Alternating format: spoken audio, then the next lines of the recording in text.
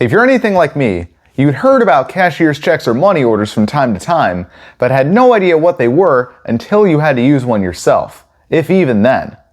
Let's fix that.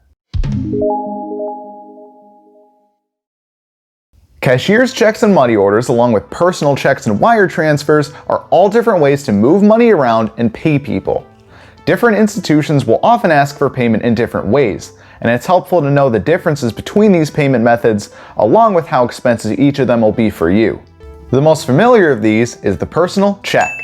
These give someone else's bank permission to pull a set amount of money from a checking account. They're the cheapest thing in the menu, being bought in sets of multiple check books that each contain several hundred checks. While these sets may cost between $15 and $45, the cost per check is usually pennies. You're buying in bulk. They're also the easiest thing to use, once you know how they're written. This is the payer, the one giving the money to the payee.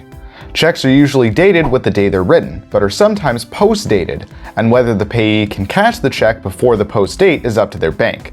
This routing number is unique to the payer's bank, and the account number unique to the payer. Both are information you don't want to fall into the wrong hands. The signature line is how the payer authorizes the payment, and the back of the check contains another for the payee. Once the payee endorses a check, it can be cashed by anyone.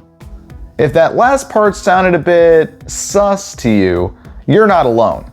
Checks are the least secure form of payment, not only because anyone can cash an endorsed check, but also because checks can bounce, which is always a big headache for a payee. The search for more secure alternatives brings us to the concept of certified funds, and with it, money orders, a kind of prepaid check that doesn't require a bank account.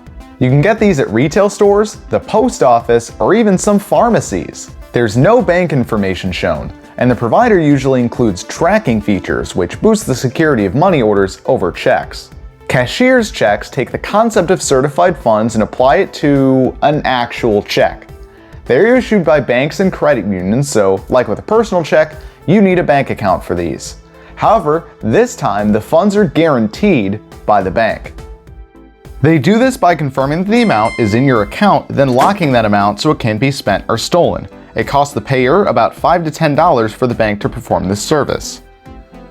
The final method of moving money is the wire transfer, a secure, non-cancelable electronic movement of funds from one financial institution to another. Speed is the appeal here, with wire transfers being the fastest out of all four methods we've discussed today. It's also the most expensive, costing about $25 a pop at a bank or specialized transfer provider like Western Union. Obviously, there's some overlap between all these options, and it can get a little confusing telling them apart. If it helps, you can think of these on a spectrum. On one end, the options are cheaper for the payer, but are generally less secure and take longer for the payee to acquire the funds. On the other, it's the reverse. And that about covers everything. We've discussed 4 different methods of transferring your money, where to get them from, and the costs and benefits of each. Whether it's a check from grandma or your new landlord requesting that you pay in certified funds, I hope I helped you understand a little more about all these different methods of payment. Hey, thanks for watching. If you found this video helpful, make sure to leave a like on your way to your next adventure. I cover everything adulting, from personal finance to civic engagement and beyond. If that's your jam, you can subscribe to the channel. If there's something you want me to cover next, drop a suggestion in the comments down below.